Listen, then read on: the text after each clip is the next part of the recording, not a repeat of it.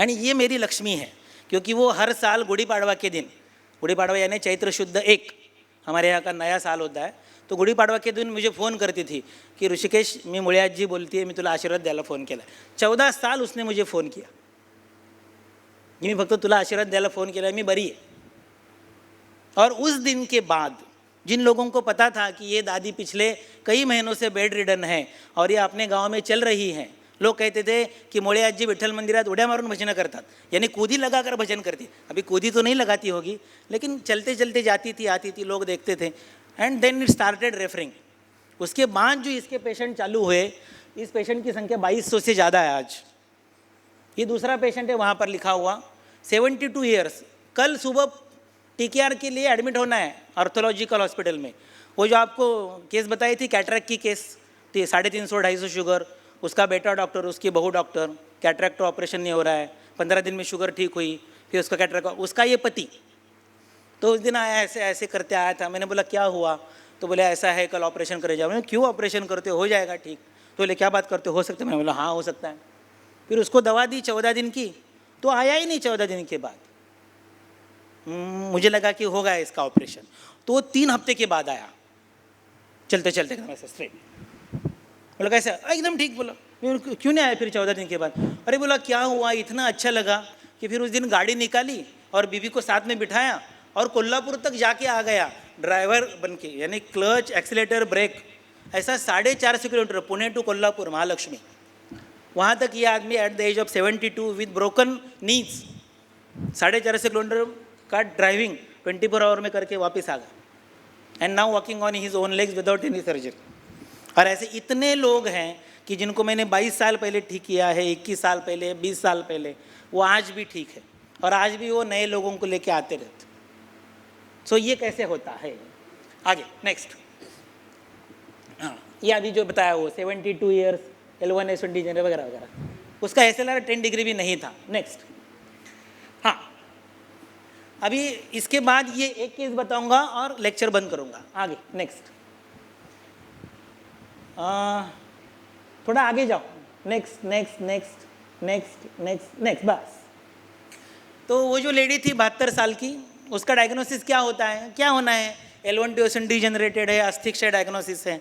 अस्थिक्षय diagnosis treatment चरक में वाग्भट ने लिखी है. चरक ने लिखा है बस्ते क्षीर सरत्विंशी तिक्तकोप हितानिच. वाग्भट ने लिखा है जातान क्षीर घृत तिक्त संयुतर बस्ती विस्थिता. दोनों का अर्थ वही है कि तिक्त क्षीर और तिक्त घृत का उसको बस्ती दे दीजिए. मेरे पूरे प्रैक्टिस में 26 साल की मेरी पूरी प्रैक्टिस में मैंने एक भी पेशेंट को बस्ती नहीं दिया है. I don't do panchakarma. मुझे वो पेशेंट को लाओ, फिर उसको हाथ से वो तेल लगाओ, फिर उसको वो स्वेदन पेटी में उबाल के उसको निकालो. मैं पंचकर्म का जो पर्यायी नाम है उसका मैं थोड़ा सा विरोधी हूँ. पंचकर्म का पर्यायी नाम है शोधन, और शोधन को मैं स्पेल करता हूँ SHOW, शोधन. जिस ट्रीटमेंट से आपकी फैमिली मेम्बर ठीक नहीं होगी, यह आपको पता है, क्या वो ट्रीटमेंट आप आपके पेशेंट को सजेस्ट करोगे? मैं पहले ये सवाल खुद से पूछता हूँ कि अगर मैं इस पेशेंट को बोल रहा हूँ कि 7 दिन का बस्ती का कोर्स करो, तो अगर यही समस्या मेरे फैमिली मेम्बर को है, तो मैं मेरे फैमिली मेम्बर को यही बताऊँगा क्या कि तू 7 दिन का बस्ती का कोर्स कर ले? अगर नहीं, तो मैं मेरे पेशेंट को भी नहीं बताऊँगा. मैं पेशेंट को स्पा ट्रीटमेंट के लिए, फील गुड ट्रीटमेंट के लिए, अच्छा लगने के लिए काम नहीं करता हूँ. मैं पेशेंट को ठीक करने के लिए काम करता हूँ. मेरी दृष्टि से पेशेंट कस्टमर नहीं है, मेरी दृष्टि से पेशेंट क्लाइंट नहीं है, मेरी दृष्टि से पेशेंट अन्नदाता है. उसने दिए हुए पैसे से मेरे बीबी बच्चों का पेट भरता है. इसलिए I don't consider patient as customer और क्लाइंट. ही इज़ माई अन्नदाता, ही इज़ माई भगवान. तो उसके साथ मैं नैतिक दृष्टि से प्रताड़ना नहीं करता हूँ. इसलिए मैंने पंचकर्म किए ही नहीं कभी, नेवर. तो ये कैसे किया? अगर अस्थिक्षय आपने ट्रीटमेंट निदान किया है और आपका पेशेंट ठीक हुआ है और आपने 2000 केसेस ट्रीट किए हैं और आपके 22 साल से पेशेंट ठीक है, तो ये हुआ कैसे? अगर आपने बस्ती नहीं दिया तो उसका आंसर आगे है. ये जो लिखा है कि जातान क्षीर घृत तिक्त संयंत्र बस्ती स्थिता, ये अष्टांगहृदय सूत्रस्थान 11 में लिखा है। अष्टांगहृदय सूत्रस्थान 13 में लिखता है औषध काल। औषध काल का अर्थ है औषध कब देने पर क्या होता है। कफोद्रेके गजेनन्नम बलिनो रोगो रोगिणो हो, अपाने विगुणे पानो प्राग भक्तम वगैरह वगैरह। तो बस्ती जो दिया जाता है, हो गया 2 मिनट, बस्ती जो दिया जाता है वो कहाँ जाता है शरीर में? पक्वाशय में जाता है, बराबर। बस्ती पक्वाशय में जाता है। पक्वाशय का स्वामी कौन है? पक्वाशय का स्वामी है अपान वायु, बराबर। पक्वाधानालयो पानः, अपानो अपान कहा। अच्छा, बस्ती अगर पक्वाशय में जाता है और अपान उसका स्वामी है, तो पक्वाशय तक जाने वाला औषधि काल कौन सा है? प्रागभक्त है। प्रागभक्त का अर्थ क्या होता है?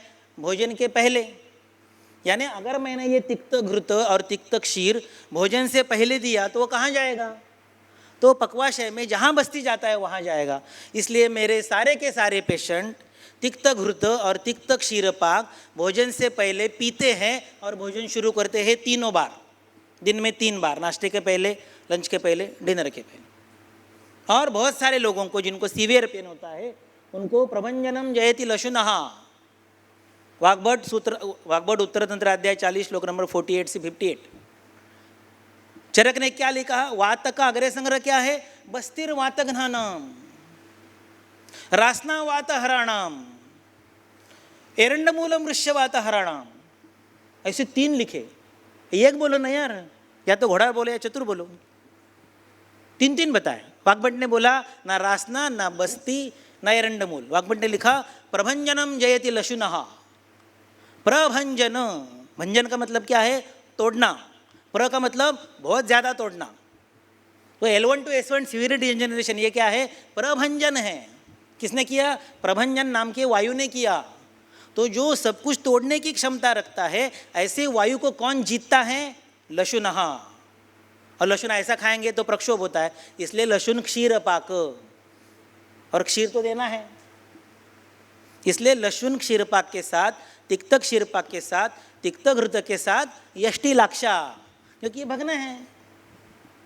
तो इस तरह से ये काम करने के बाद ये सारे के सारे पेशेंट ठीक हो जाते हैं। आगे लास्ट हो गया शायद, आगे हाँ ये हो गया।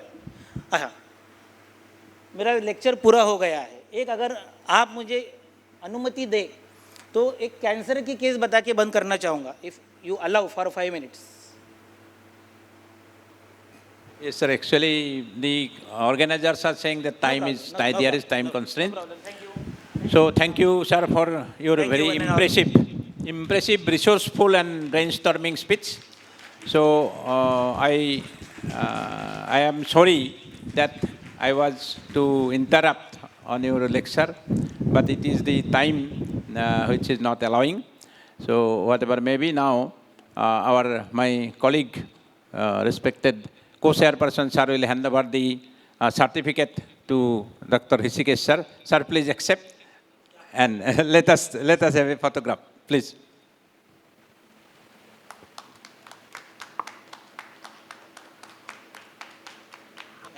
Thank you, sir. Thank you. I hope sir will be with all of you. You will get the contact numbers and the emails, etc. You will be able to communicate with him. So I think no time should be given for the further discussions because there are many things to be discussed, but we have got no time. So please excuse, and I request Dr. Navonita to proceed, please. Thank you, sir.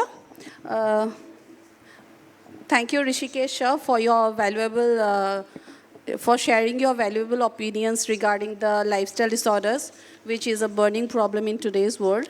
Thank you so much. But I would like to mention that 1 or 2 sessions may not be sufficient for him to share his experiences. We need much more sessions. Thank you once again, sir.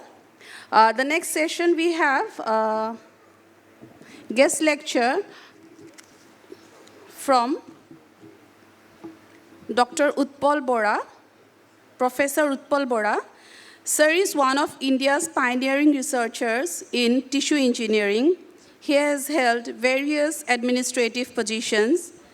He is presently working as senior lecturer in IIT Guwahati in the Department of Biotechnology. I request Dr. Bora sir to kindly come upon the stage and present his lecture. Thank you, sir.